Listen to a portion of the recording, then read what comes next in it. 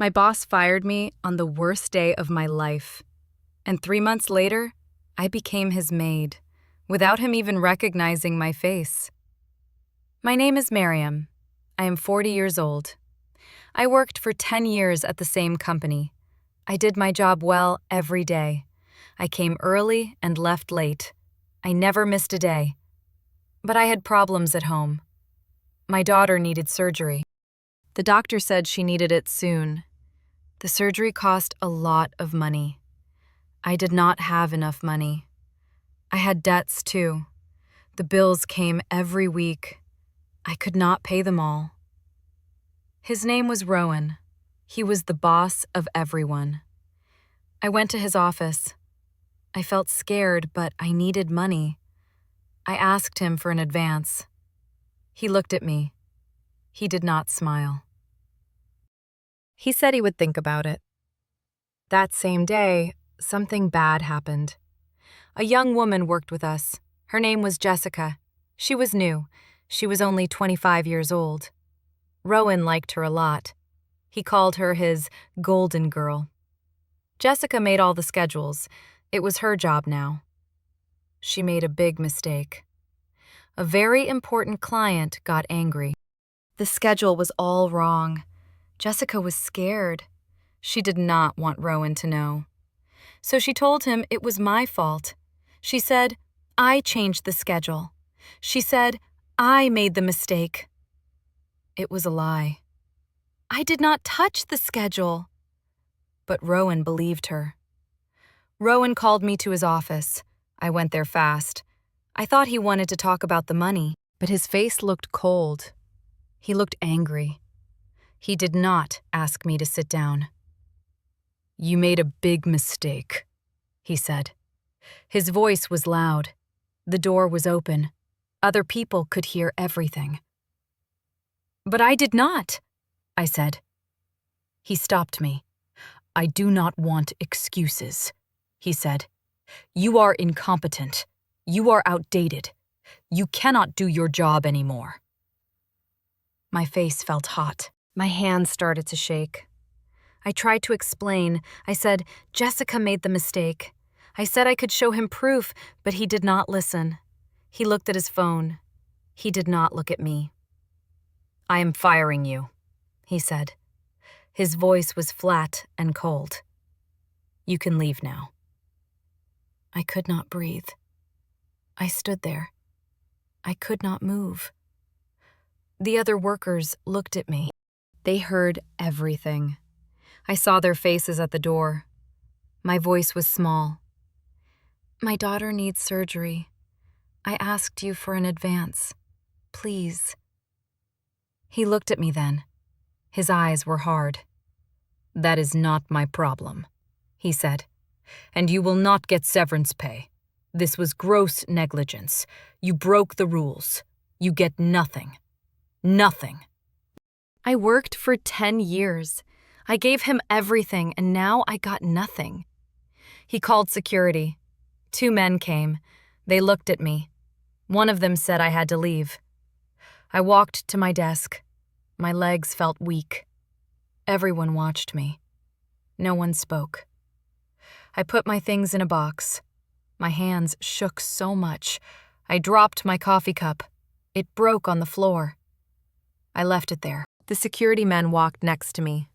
They did not touch me, but they were very close. Everyone saw me leave.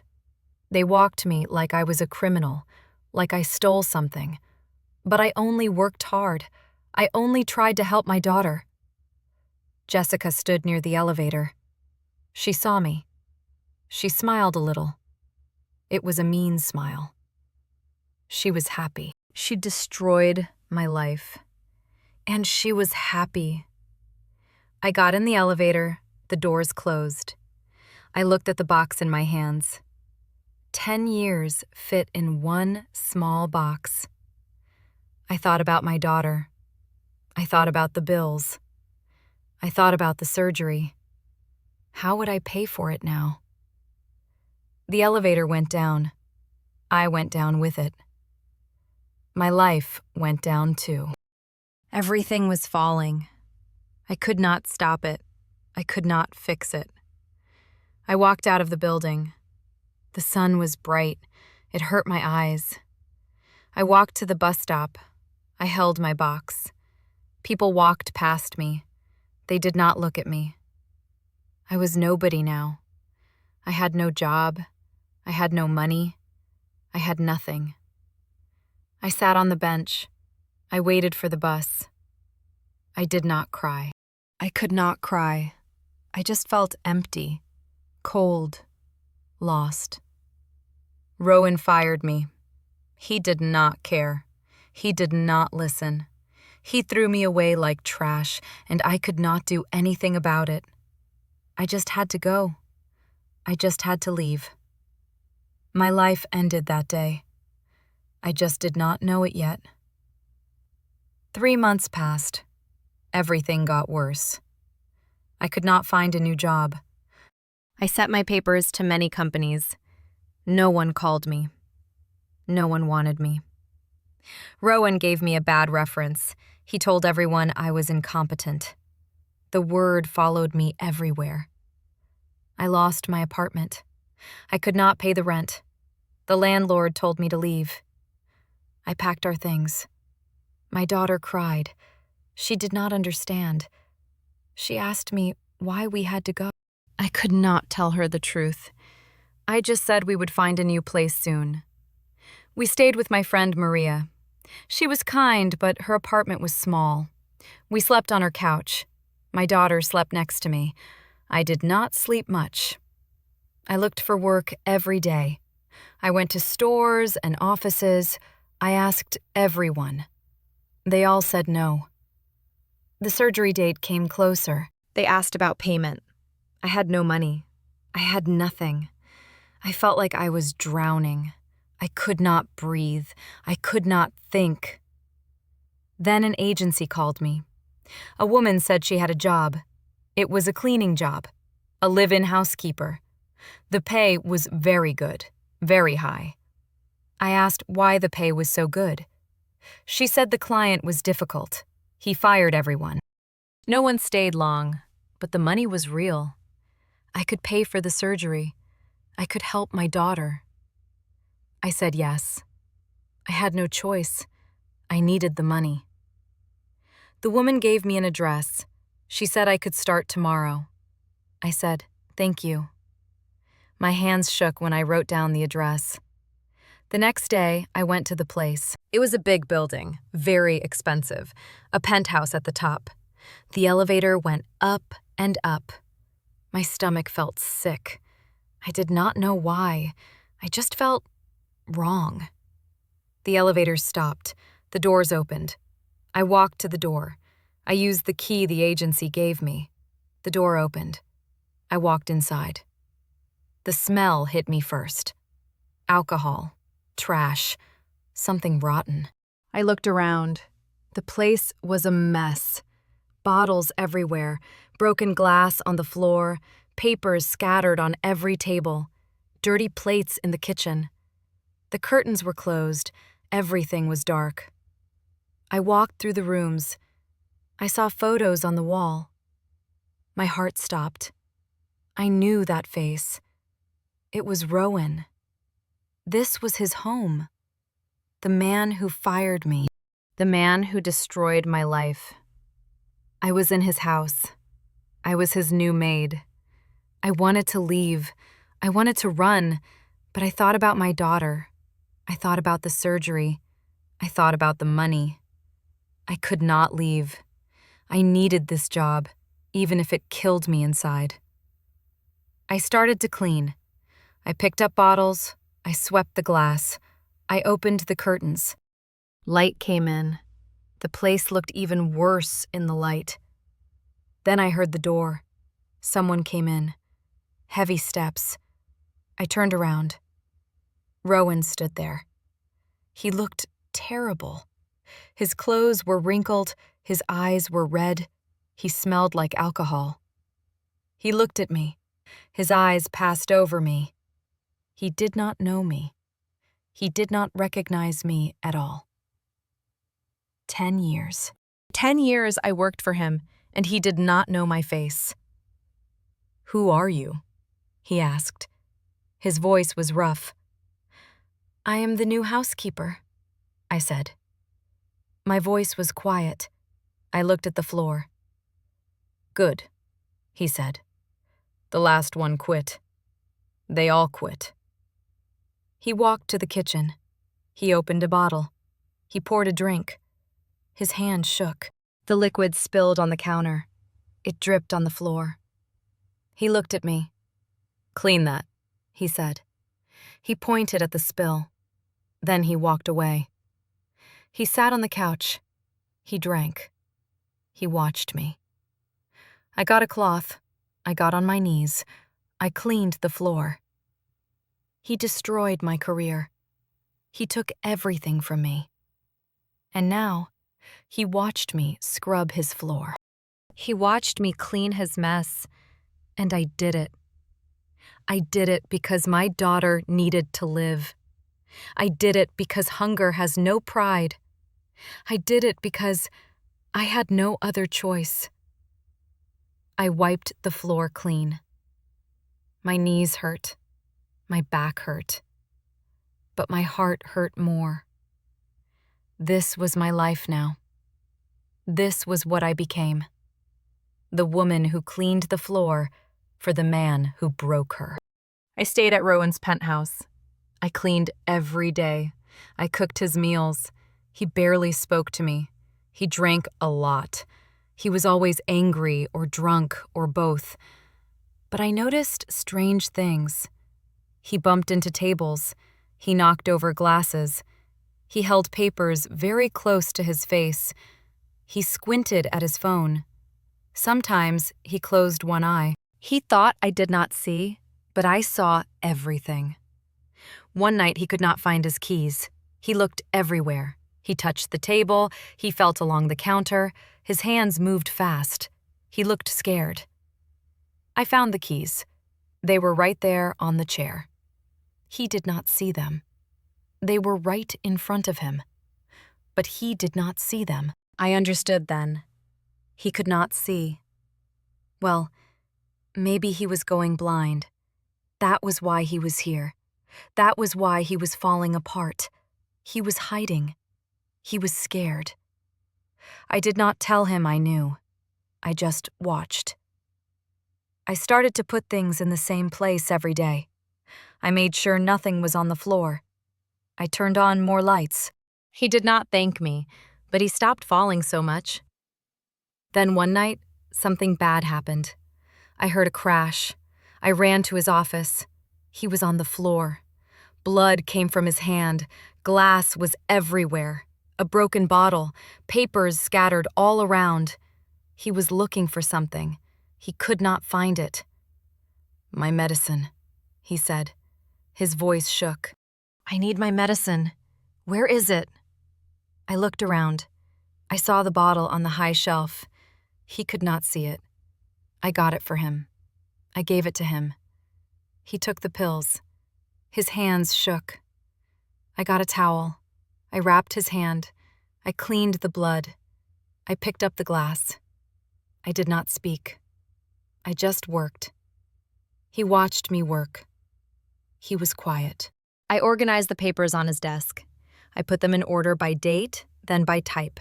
Then I made neat piles. This was how I always did it. This was how I organized things at the office. For 10 years I did this. He stared at me. His eyes looked strange. "You do that like..." He stopped. "You remind me of someone." My heart beat fast. I said nothing. I kept working. "My old assistant," he said slowly. "She organized papers like that. Exactly like that." I stopped. I looked at him. Our eyes met. I saw the moment he knew. His face changed. His mouth opened. He stood up fast. Too fast. He almost fell. I caught his arm. He pulled away from me. "Miriam," he said. It was not a question. He knew. You are my am. Yes, I said. My voice was calm. I was not scared anymore. What are you doing here? He asked. His voice was loud, angry, but I heard fear too. Did you come to hurt me? To steal from me? I came to work, I said. I needed money. The agency sent me here. I did not know it was your house. You should have left, he said. You should have run away.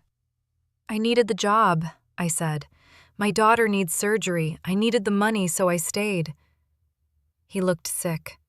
He sat down. He put his head in his hands. Get out, he said. You are fired again. Just go. No, I said. He looked up. He looked shocked. What? No, I said again. I will not go. You owe me, Rowan, and you need me. You cannot see the numbers anymore. You cannot read the papers. You cannot see anything. But I can. I can be your eyes. I do not need you, he said, but his voice was weak. Yes, you do, I said. I picked up a paper from his desk. This paper is from the board. It says you have 1 week. 1 week to fix the problems or they will fire you. You cannot read it, can you? He said nothing. Not like a boss, just like a scared man. I can read it for you, I said. I can help you. I can organize everything. I did it for 10 years. I can do it again. Why? He asked. Why would you help me? I fired you. I destroyed you. Because I need the money, I said. We can help each other, or we can both lose everything. He looked at me for a long time. He did not speak. Then, slowly, he nodded. Okay, he said. His voice was quiet, broken. Okay. I became his eyes that night. I read him the papers. I organized his files. I showed him the numbers. He listened. For the first time, he really listened to me. And I saw something I did not expect. He was not a monster. He was just a man, a scared, broken man who could not see anymore. We worked together every night. I read reports to him, I explained the numbers, I told him about the problems. He listened. He asked questions. He was smart. He understood everything quickly. I saved his company. I found the mistakes, I fixed the schedules, I called people for him, I wrote emails, he told me what to say. I made it happen. The company got better. The board was happy. They did not fire him. He started to look at me differently. Not like a maid, not like nothing. He looked at me like I was important, like I mattered. You are brilliant, he said one night. I was stupid. I did not see it before. You did not want to see it, I said. He was quiet. He knew I was right. We worked very close together. I sat next to him. Sometimes his hand touched mine. Sometimes his shoulder touched my shoulder. I felt something strange, something dangerous. I tried to ignore it. One night, he reached out. He touched my face. His fingers were gentle. They moved across my cheek, my forehead, my chin. I need to see you, he said. This is how I see now. I did not move. I did not breathe. His fingers touched my lips. I closed my eyes. This was wrong. This was so wrong. But I did not stop him. You smell like jasmine, he said. His voice was soft. You always did. I never noticed before. I never paid attention. I was blind even when I could see. He pulled his hand away. He looked sad, lost. "I destroyed you," he said. "You were the best person in my life. You were loyal. You were kind. You worked so hard, and I threw you away. I threw you away like you were nothing." "Yes," I said, "you did." "It was Jessica's fault," he said. "The schedule, the mistake. I found out the truth later." She told someone. They told me. I did not try to find you. I did not apologize. I just forgot about you. I felt angry. So angry. "You forgot about me," I said. But I could not forget about you. You were in my head every day. Every time I could not pay a bill. Every time my daughter asked why we had no home, you were there. "I am sorry," he said. He looked at me, really looked at me.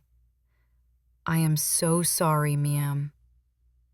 "Sorry is not enough," I said, but my voice broke. I felt tears in my eyes. I was angry, but I was also tired, so tired of being angry. That night, the rain came. It hit the windows hard. Thunder shook the building. The lights went out. We sat in the dark. Rowan found candles. I helped him light them. We had just saved a big deal. The company was safe for now. He opened a bottle of wine. We drank. We talked. We said things we should not say. The wine made everything soft. The darkness made everything safe. But I was sitting very close to him. "I know," he said. His hand found mine in the dark. "You broke me," I said. "I know," he said again. But I also stopped. I could not say it. I did not want to say it. He pulled me closer. His lips touched mine. Soft, gentle, then not gentle, then desperate. I kissed him back. I hated him. I wanted him. I wanted to break him like he broke me. I wanted to hurt him. I wanted to heal him. I wanted everything. We moved to his bedroom. We did not talk. We did not think. The rain fell.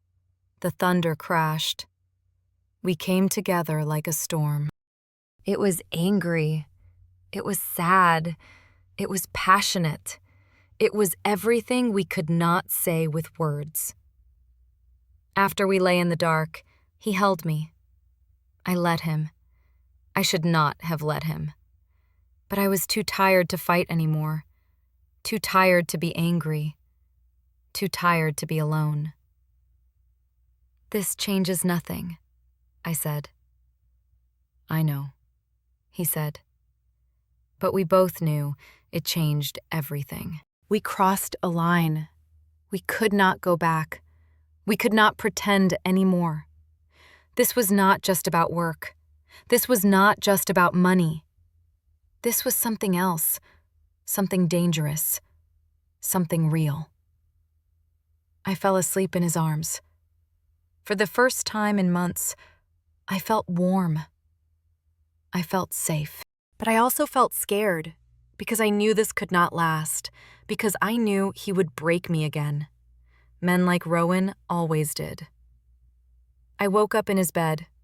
The sun came through the window. For a moment, I forgot everything. I felt happy. I felt safe. I turned over. Rowan was still asleep. His face looked peaceful. I watched him breathe. I thought maybe things could be different now. Maybe we could start over. Maybe he could change. I was so stupid. The doorbell rang. Rowan woke up. He looked confused. "Who is that?" he asked. "I do not know," I said. The doorbell rang again and again. Someone knocked hard on the door. Loud voices came from outside. Rowan got up. He put on his clothes. I put on my clothes, too. My hands shook. Something felt wrong. Rowan went to the door.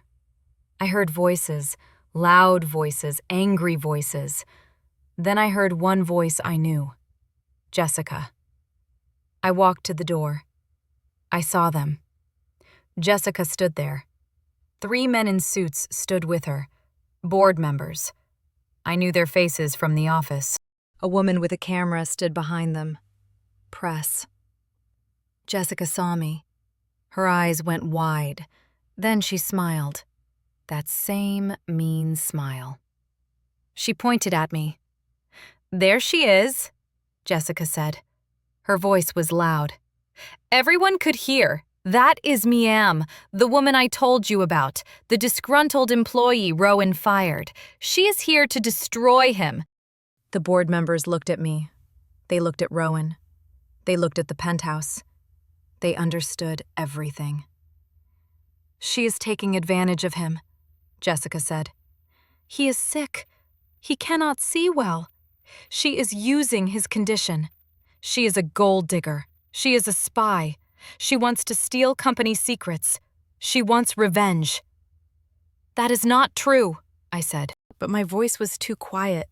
No one listened. "How long has this woman been in your home?" Rowan looked at me. Then he looked at Jessica.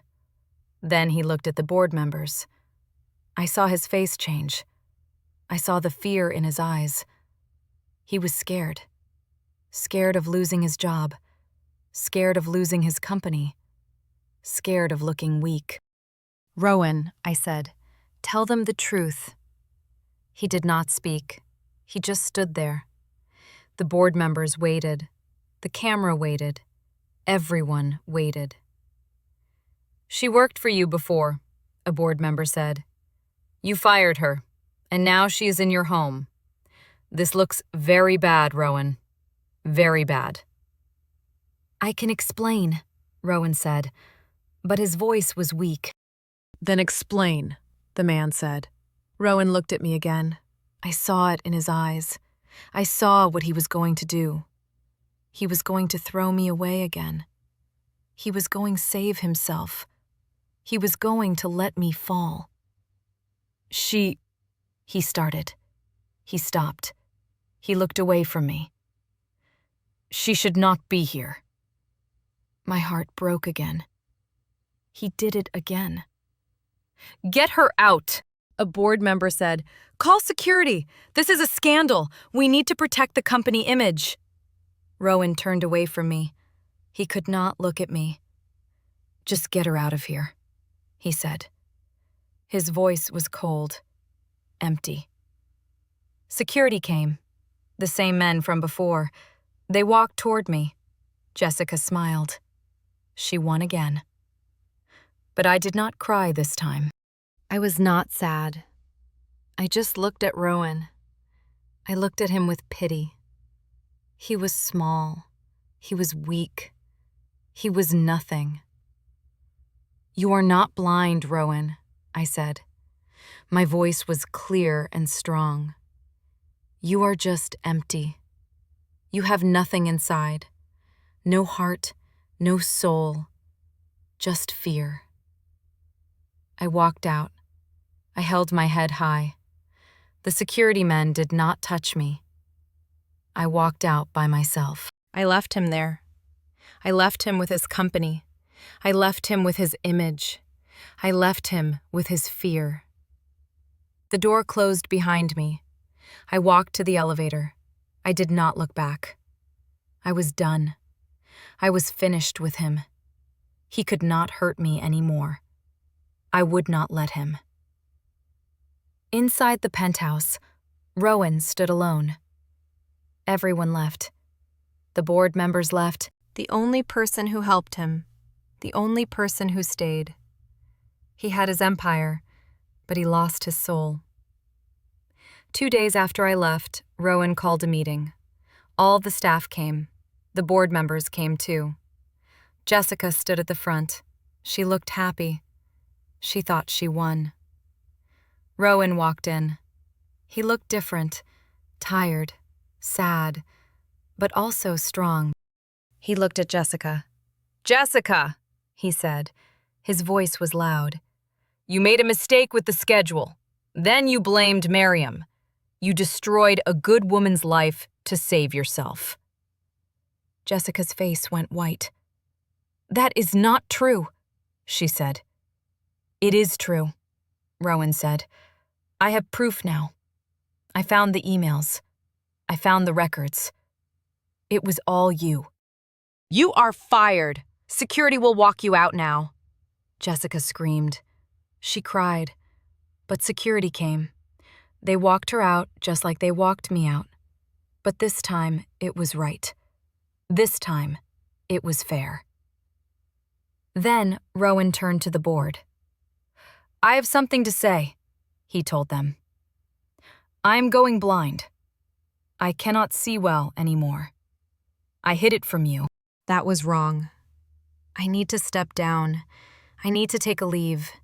I need to fix my life before I can lead this company." The room was silent. Everyone stared. The great Rowan was broken. He was human. He was weak, and he told everyone the truth. He left that day. He went to find me. But I was gone. I left the city. I took my daughter. I used the money I earned. I moved to a small town. I opened a small bakery. I made bread and cakes. My daughter helped me. We were happy. We were poor, but we were free. Rowan looked for me for weeks. He asked everyone. Finally, someone told him where I was. He drove to the small town. It was winter. Snow fell from the sky. Cold wind blew. He found my bakery. It was small, warm. The windows glowed with light. He stood outside. He did not knock. He just stood there in the snow. He waited. The snow covered his coat, his hair. He did not move. He just waited. I saw him through the window. I saw him standing there. I did not go out. I let him wait. He needed to wait. He needed to feel what I felt. He waited for 3 hours. Then I opened the door. "Come in," I said. "You will freeze out there." He came inside. Snow fell from his coat. His lips were blue. His hands shook. I gave him hot tea. He drank it. He did not speak. "Why are you here?" I asked. "I came to give you everything," he said. "The company. Everything. It is yours." "I do not want it," I said. "Please." "I need to fix this," he said. "Money does not fix this," I said. He nodded. "I know," he said. "So I did something else. I went to the press. I told them everything. I told them I was cruel. I told them I was wrong. I told them you saved my company. I told them you were the best assistant I ever had. I cleared your name. I destroyed my reputation to save yours." I looked at him. He was different. His eyes were different. He was just a man. A broken man who was trying to fix what he broke. "I also sold the penthouse," he said. "I gave the money to the hospital for your daughter's surgery, and for other children too, in your name." I felt tears in my eyes. "Why?" I asked. "Because I broke you," he said. "And I want to spend the rest of my life putting you back together, if you let me." I looked at him for a long time. He was not my boss anymore. He was not powerful anymore. He was just Rowan, just a man who made mistakes, just a man who wanted to change. "I forgive you," I said. "Not because you paid, not because you cleared my name, but because you changed, because you are different now." He started to cry. This strong man, this cold man, he cried like a child. "Thank you," he said. We started over that day, not as boss and employee, not as master and servant, but as equals, as two broken people who found each other in the dark. He broke me to pieces, but then he spent the rest of his life putting me back together. And I let him, because everyone deserves a second chance. Because love is not about being perfect. Love is about trying. Every single